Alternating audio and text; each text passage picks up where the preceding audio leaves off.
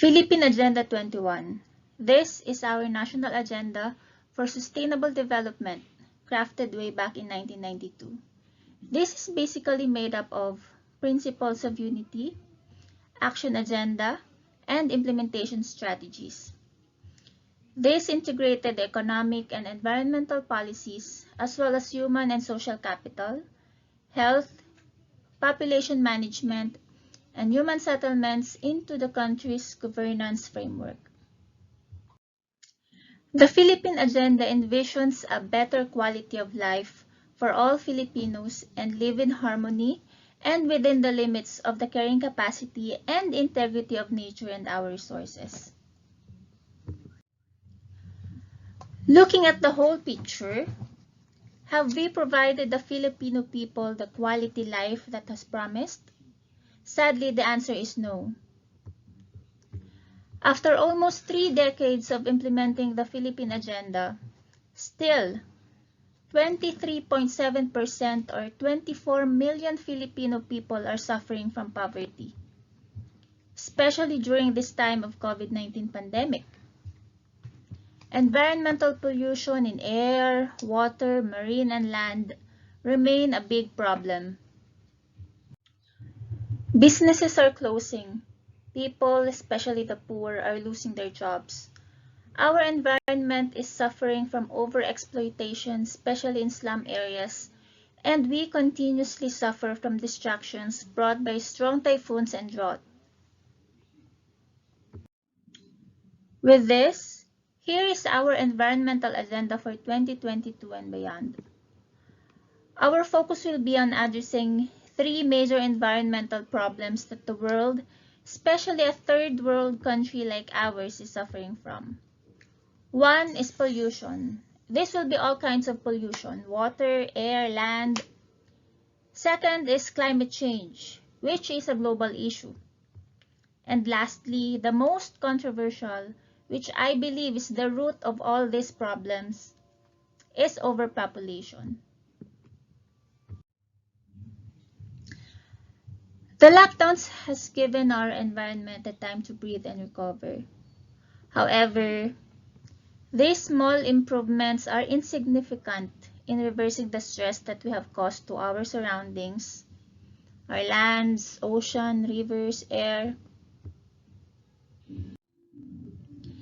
And our country has one of the most voluminous sets of environmental laws in Asia. We have Clean Air Act, Clean Water Act, EIS system, Solid Waste Management Act, and the list goes on.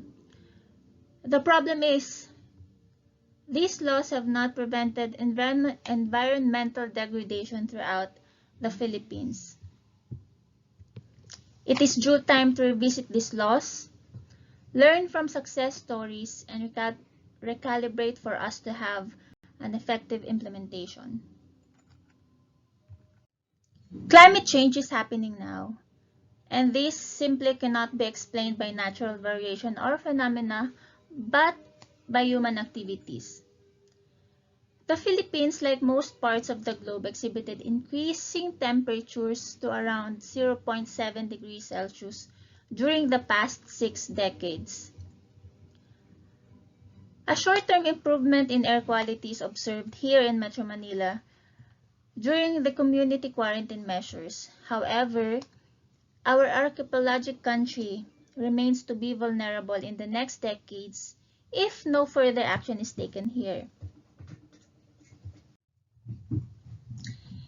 And as we are now experiencing increase in the number of tropical cyclones with greater sustained winds, we need to find adaptation measures against super typhoons, especially to our coastal areas.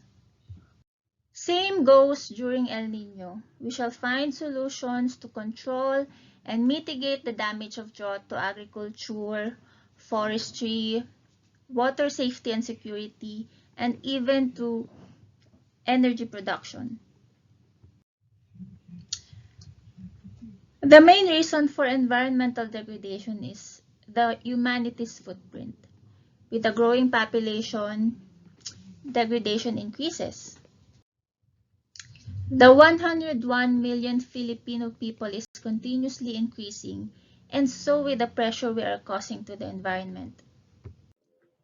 Of course, it is not in our option to eradicate the half of the population to save the country as what Thanos envisioned in Avengers. But I do agree that there should be balance to everything. There shall be an effective policy on population control, such as family planning programs, like what other Southeast Asia countries like Taiwan, Indonesia, Malaysia did to enable population decline. Decentralization would also relieve the stress of megacities, in addition to relocation program for illegal settlers. With all these three major problems and other challenges to life on Earth, the scientific evidence-based decision-making is now more relevant. Data and measurement are important aspects in strengthening the bridge between science and policy. Research and development in these areas should be supported. It is important to have holistic and integrated approach of our measures in addressing these three major challenges to formulate sound and evidence-informed policies. Lastly, let's have a strong enforcement to ensure positive results that would give our children a better quality life today and tomorrow. Thank you very much.